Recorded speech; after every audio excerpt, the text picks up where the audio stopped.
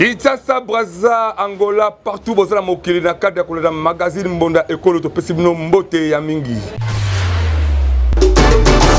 To fongoli magazine biso mokolo pour le sabino ke na dossier bukangalozo o to ebi ke mwana mboka mataponyo azaka accusé na détournement ya biloko ebele kuna na kasi 12 sénateurs basengi na cour constitutionnelle à revoir ba arrêt na e to na élément o ya Medine Kambembe. Natina na likambo oyo etali procès Matata Mponyo 12 sénateurs bakotisaki recours ya interprétation na cour constitutionnelle selon article 168 ya constitution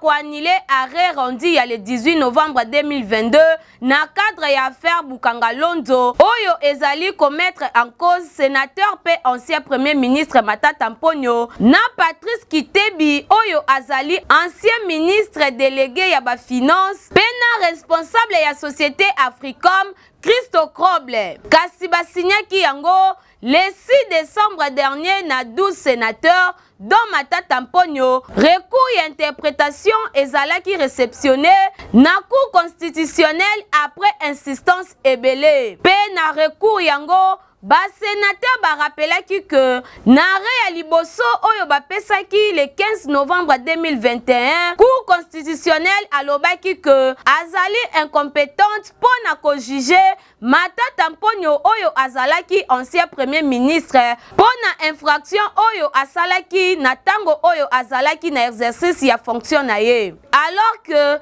na oyo ba pesaki le 18 novembre dernier quand même cour à l'obaki que azali compétente pour na ko juger ancien premier ministre Matata Mponyo. Na yango ba sénateur bazali ko senga na cour ayeba na ko interpréter article 168 ya constitution pe batali sa fondement ya arrêt oyo ba pesaki liboso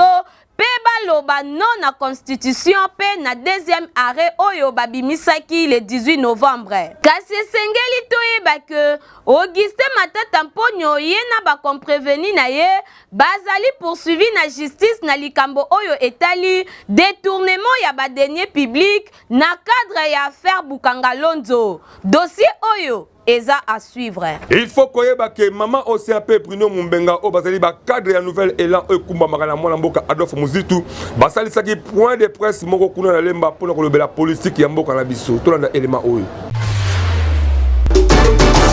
La République démocratique du Congo, toyebi déjà que Mwana Mboka Denis Kadima assis à dévoiler comment est-ce que le calendrier électoral est causé la peau. Bientôt 2023 et c'est réunion sur Esalamana Kimia po Congolais aza causé lango na motema moko. Mais il faut qu'on note que yango ba parti politique mingi et comme il peut déjà comme ilengele. Ah wanenge bozali komona tozali na commune ya Lemba esika pi bande ko nouvelle élan oyo kamamba kana Mwana Mboka Adolphe Muzito basali saki point de presse bunene pour la groupe sa positionnement na bango mingi na likambo etali calendrier électoral pe ya guerre ya est par rapport à ba indice eza ibele toyebi biso nyonso que calendrier électoral ba sali ba modification na par exemple tozui na Kasai ezalaki na taux ya pourcentage élevé mais lelo oyo bozo tozui espace grand Kasai ba pesi bango 27% il y a électorat. Et ça, quand on dit déjà que 25% wana na élection na biso na Congo ça déjà mutu bibi premier, yende wana déjà cour constitutionnelle au saneni eko endima biloko. Et puis bon on a tricherie mosusu.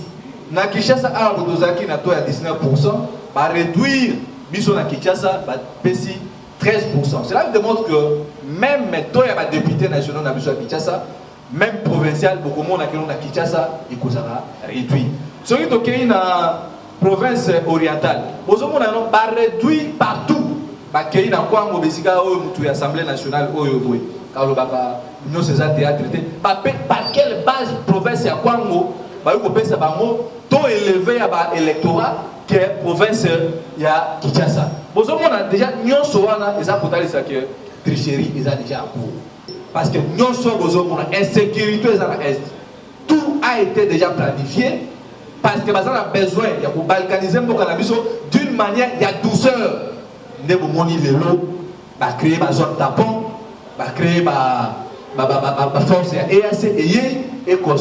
si nous ne faisons pas attention, lobby bano biso tokobota bokomona keno tokoluka place ya kotia bango. Tokosenga kaka na bakozi ya mboka boluka komema kimia mingi na likambo etali bagere ya ese parce que bandeko na biso wana toyebi ke na maponomi elekanaka bavotaka te meturo yo bazwa kame ba possibilité ya kopona bango bakozi po bazalika bakongolais lokola bakongolais surtout biso awa tobetisika mbunda bafonctionnaire ya l'état bakofete suka mbula o kitoko avec impact de idéologie ne kaka mona mboka sama lukone na gouvernement na bazi ba mesure moko pona ko sepelisa bango tonda élément oyo ya Medine Kambembe.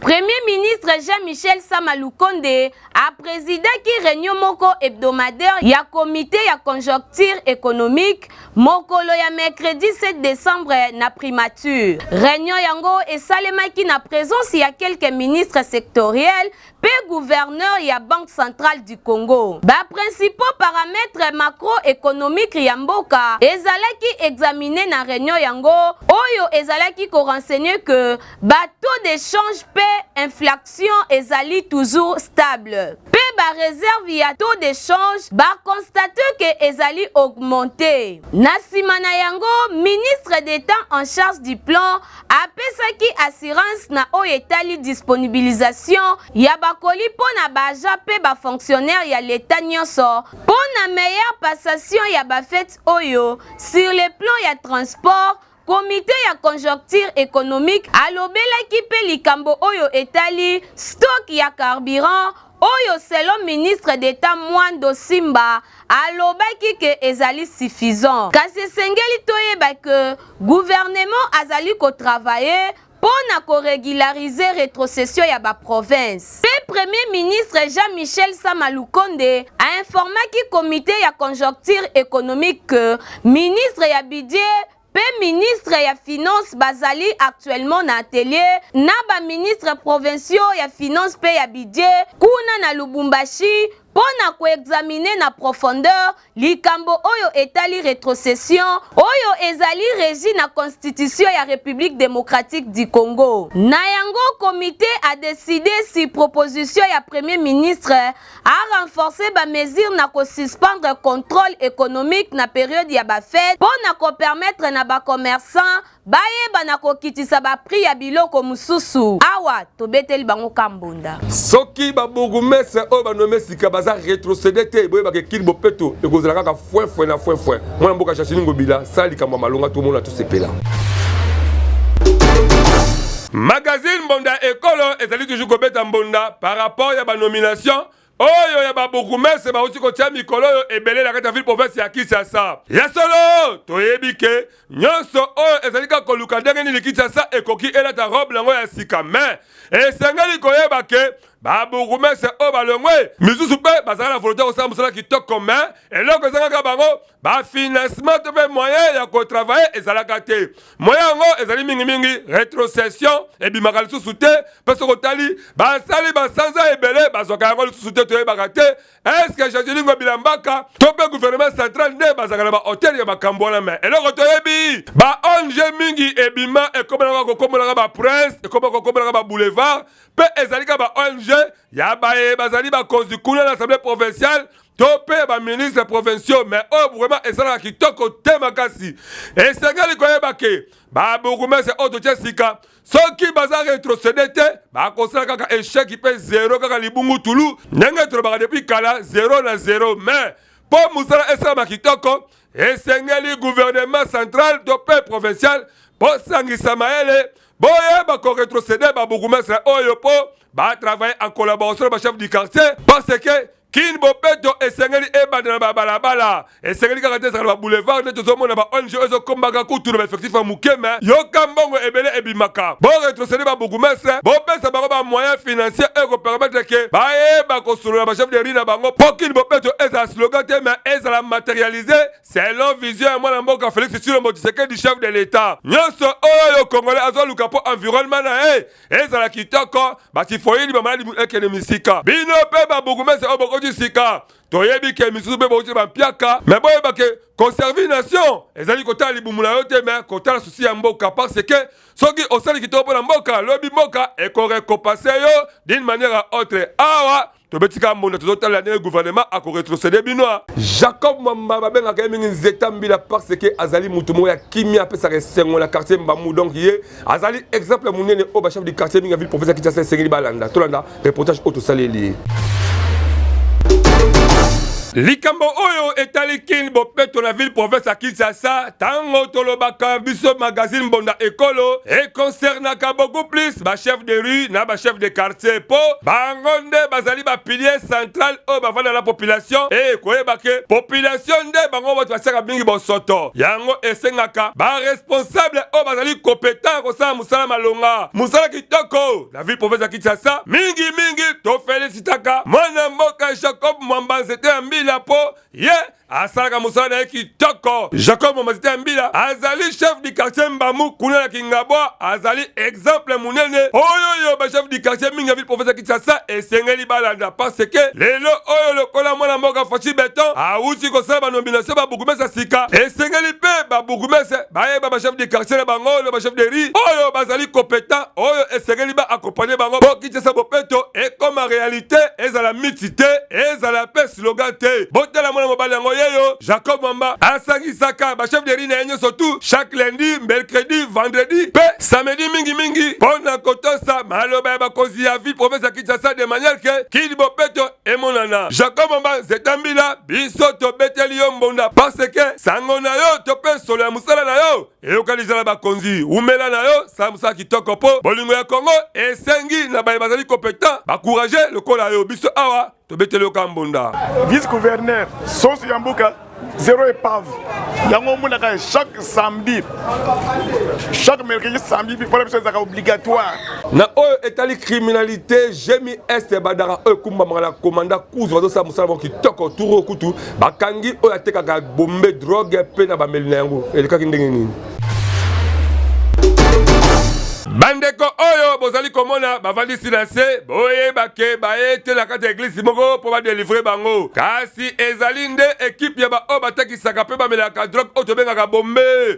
ezali drogue oyo ezali kobebisa jeunesse congolaise parce que ba effet nango etindaka toujours mutu asala makambo mabe otala ndenge lelo komanda kuzu oyo azali ya Jemi Badara Est akotelaki bango se ake okanga bango na lopango esike bamelaka oyo kutu boza komona mibale oyo bango nde ba grand consommateur pe papa oyo boza komona ye nde mo grosso parce que ye atekaka yango depuis kala abebisa bajela kimbaseke ya masina tope babadara partout na kati ya changu ye nde meneur de troupe toyebi te soki akenda kosomba yango wapi soki mpe asalaka ndenge nini mpo bagénération oyo bakotaka epai na ye bamelaka yango ya koleka boyoka bino moko ndenge nini ntango bamonaki kamera Mbonda Ekolo balobaki boye bakanga nga mpa na bombe bateka yango tengamona mela yango bapekisa yango etekama lisusu te neti oyo boza komona azobimisa elongeloko elongi ya moto mawa suka na kuluna ye kutu soki ameli bombe ayokelaka moto mawa te tala kutu plenya na ye yo ndenge nini abetisi Mbonda ntango amonaki kamera na biso na la police ya Jemi na ye mpo na bato bagresaki ngai avant-hier ezaki ekiri ya mwana obozomona oyo baza ekiri bon bakoma kofanda na bar moko bazobenga boule soki boule e bar moko esali base ya bakuluna nyonso ya terrain oyo na ngongo oyo bazali na boule nazanga moko te meme bana basi meme bana mibali bazolela kaka na boule wana na boulevard esika bango batelemi wana bazosala mabe vers 20h bano yo nazoleka bakale ngai kaka na kati ya boulevard na pesa bango ba pareil balobi na pesa bango ba pareil ba miseli nga bambeli ba pesa ba pareil na bise na ko pesa bino ba pareil na ngati komba e bandi bango na ngai bango ina affaire de 6 ba beti nga mbeli ya liboso na fuka mi erate ngai balani nga mbeli ya mibale yango ezokisaki ngai yawa na barango boy mbeli ya misato bango bazaki ebele yango bozo mono donc mbeli ya kala omoni trace nyonso po lelo na vimbisa nga makasi donc soki na salaki makasi ya mobali te nalingaki nakufa et puis bato bazosokola mituka kaka wana bazotala événement ata mutu moko aye ko intervenir aza te le commandant Kuzu oyo azosabe musala na ye kitoko alobi toujours ye akozonga nsima te abetaki mpe Mbonda boye oyo bazali ba momeli bombe je crois yango oyo bombe oyo bamelango oyo moko bateka yango 2500 oyo 2500 moko 2500 mbuta oyo yende musala na yende koteka bombe ye moko momeli ye moko moteki na lupango ya yete ya futelaka propriétaire lupango totuni ye afandaka na kenge nde lupango ekomi ya ye ya koteka bombe mbuta kozomona na age na ye tala bakache batatouage zokisa tolo boye tatouage para azwi lupango kanga mbanga na yo azwi lupango bato akomisa ngo nganda bombe yango jemi oyo ekambami na colonel Boloko Bolanyama Jean-Marie nde tolali pe pongi te totamboli ti besika tozwa ba information nde tokomi tokuti avec épreuve ye moko mo grosso tokosenga kaka na ministre intérieur oluka moya ko renforcer sécurité makasi parce que ba drogue oyo ezali ko bebisa génération nyonso tu ya ba kinois to pe ba congolais et surtout koyeba ke Congo ya lobi e kotonga makaka na ba jeune oyo mais marque oyo kitoko te apeza to betisika mbonda comportement ya ba jeune mingi e koma ko pesa ba parents bango difficulté pour encadrement na bango bira isusu abeti solo nango kobota elengi kaka ndenge balobaka na Kinshasa kasi kobokola ezalaka pe pati lelo tokoma komona bapara mingi bakoma ko négliger bana na bango toyebaka te responsabilité na bango ezalaka nini lelo tokoma komona ba jeune ebele bakoma komipesa na babombe bakoma komipesa na badrogue bakoma komipesa na masanga na kindumba na moyibi kasi soko otuni bango okomona ke bana wana bazalaka na bapara na bango nini yango esala que ba se retrouver na balabala boyo kandenge ba para mosusu balobaki bon il y a d'autres parents au bazar ba irresponsables il y a bineka via masanga via basi bazar ba parents mosusu makoki ezati bazar ba parents mosusu mimi utana base za éducation tant yo parents zo éduquer moi na yo na ndaku na ndenge sengeli je ne pense pas aux na ba posa wana ba camarades d'éducation azora na ndaku akenda ailleurs alors ça toujours basé dans l'éducation au Rwanda.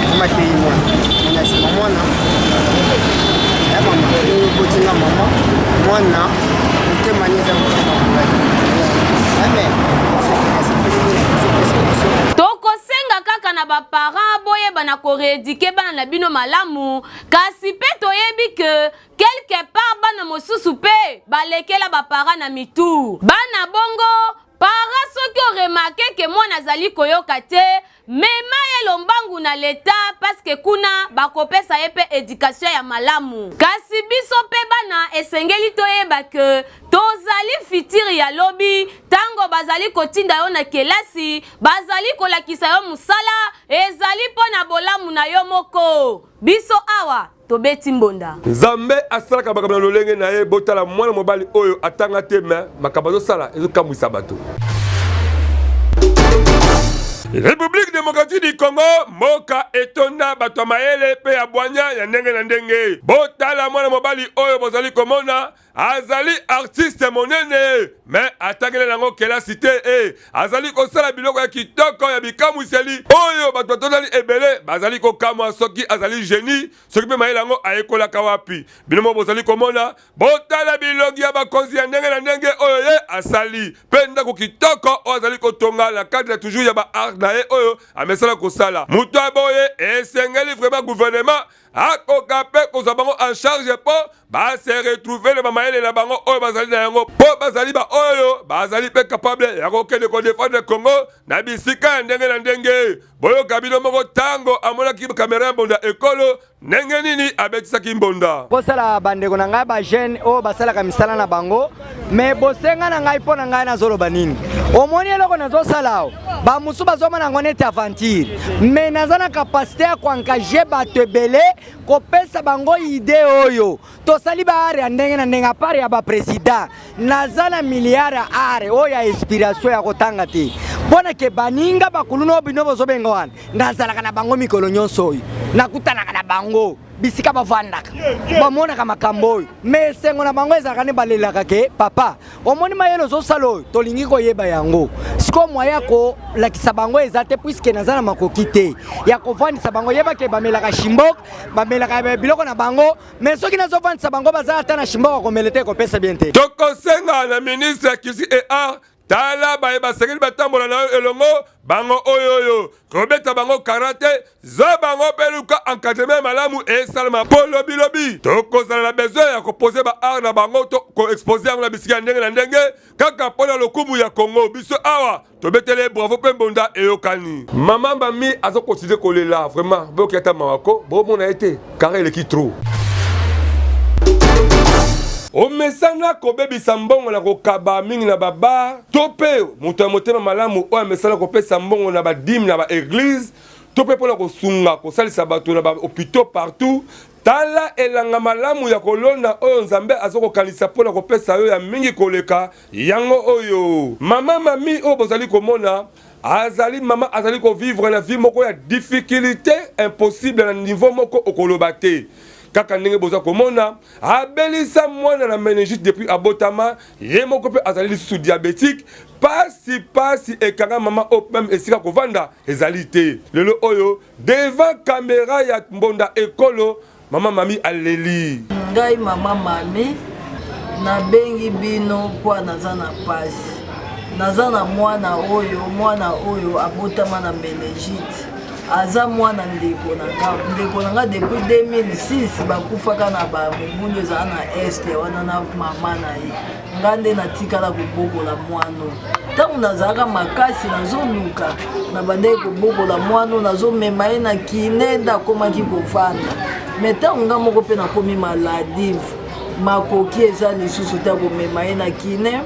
nga mpe libumu ekoma bambeli baopération nakoma mpe diabétique bakisi yango nazwaka naza esu na makasi te yango nazosenga lisungi na bino bakonza mboka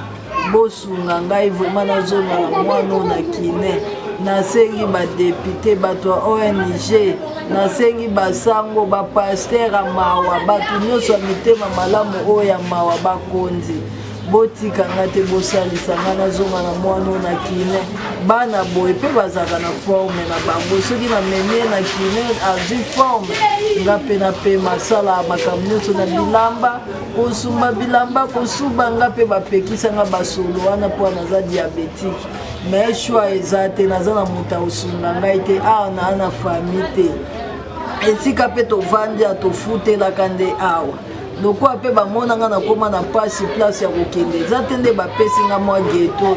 tovandaka na mwana oyo nazosufrir nasengi na bino mpe ya bato ya mawa mitema malamu bakonzi boyokanga mawa bosunganga nzambe mpa akopambola bino tosengaka lisungi mpona mama oyo na mwana oyo tala position bavandeli wana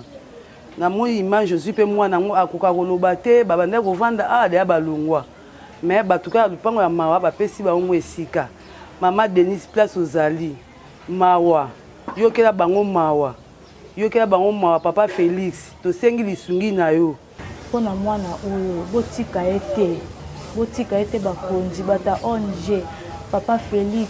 bosunga mama oyo mama Denise botika mama oyo te mama Olive azonyokama makasi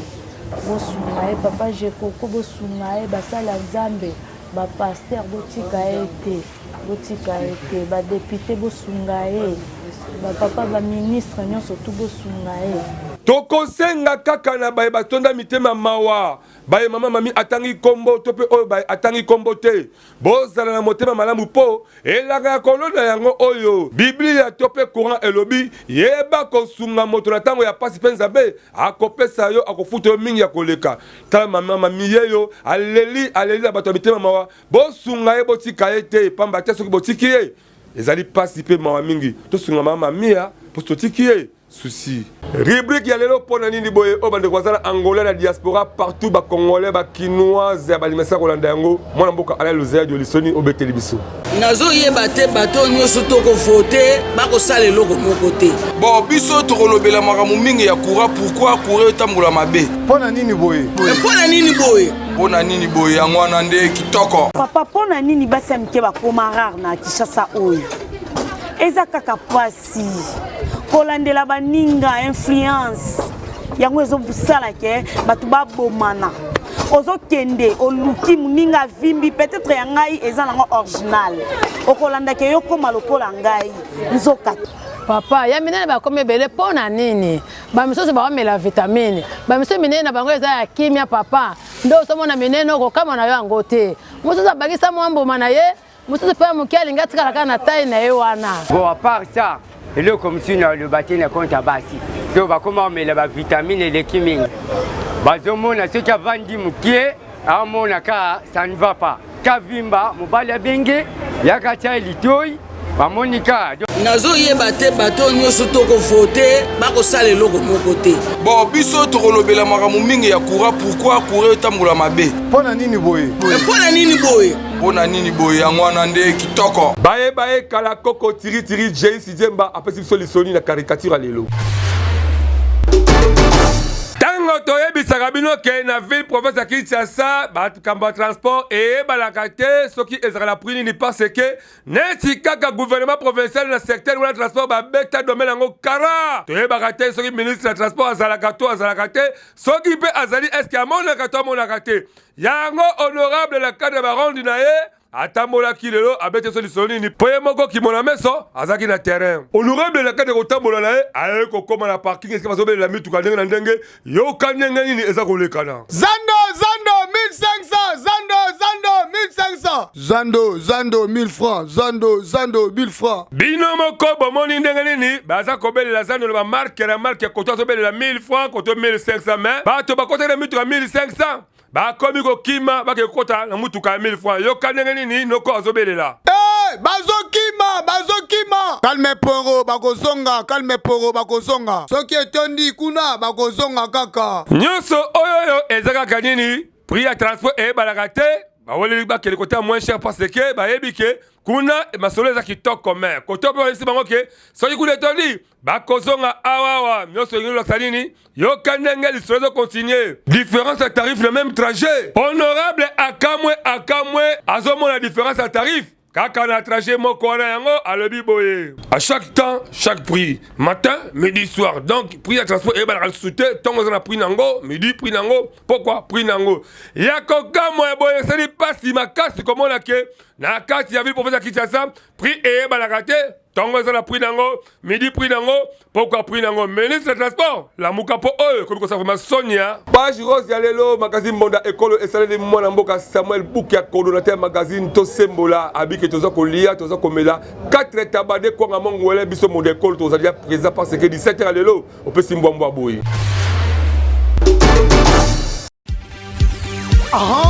N'oublie pas de dire merci à kaka ndenge balobaka tosepela elongo na ba oyo bazosepela tolia pe elongo na ba oyo bazolia abotami mokolo ya lelo Samuel Boukier mwana mboka oyo azali coordonnateur ya émission Tosembola pe lisusu azali coordonnateur national ya association les robistes de la ville de Kinshasa balobi na mois oyo ya décembre